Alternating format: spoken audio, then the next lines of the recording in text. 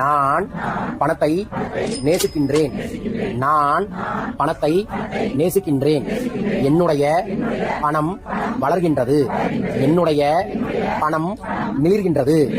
என்னுடைய பணம் ஒளிர்கின்றது.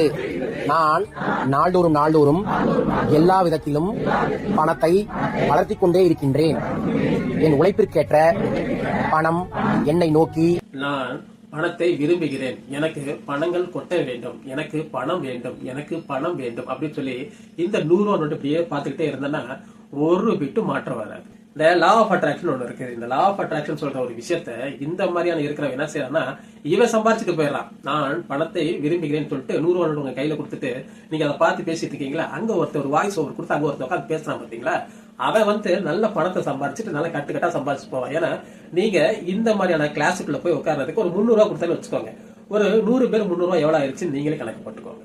இந்த போலி சாமியார்கள், போலி பாஸ்டர்கள் இந்த மாதிரி நிறைய இருக்கிறதுல இந்த மாதிரியான பணத்தை ஈர்ப்பது எப்படின்னு சொல்ற ஒரு பெரிய போலி கூட்டங்கள் இருக்குது. இந்த கூட்டத்தோட டார்கெட்டை யார் தெரியும் உங்களுக்கு? மிடில் கிளாஸ், அதாவது நீங்க தான், நான்.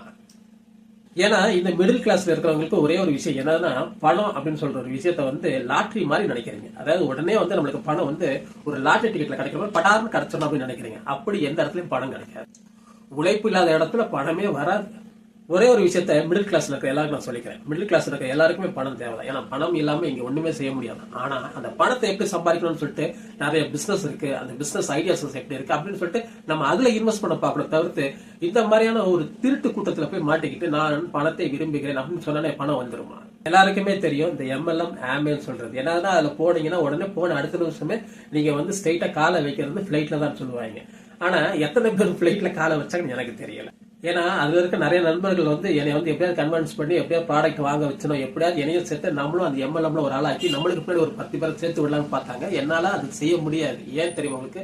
இந்த பிராக்டிக்கல் லைஃப்னு ஒண்ணு இருக்குல்ல, அந்த பிராக்டிக்கல் லைஃப்ல தேவை என்னன்னா நம்மளோட உழைப்பு தான். இந்த மாதிரி 10 பேரை சேர்த்து விடுறது, அதுக்கப்புறம் பணத்தை பத்தி எனக்கு பணம் வேணும் கேட்கறது, இப்படி எல்லாம் கேட்டோன்னா பணம் வந்துருமா? உங்களை நம்புங்க. உங்களை நம்பினதுக்கு அப்புறம் நீங்க என்ன பண்ணா சரியா இருக்கும் அப்படின்னு சொல்லி யோசிக்க ஆரம்பிங்க.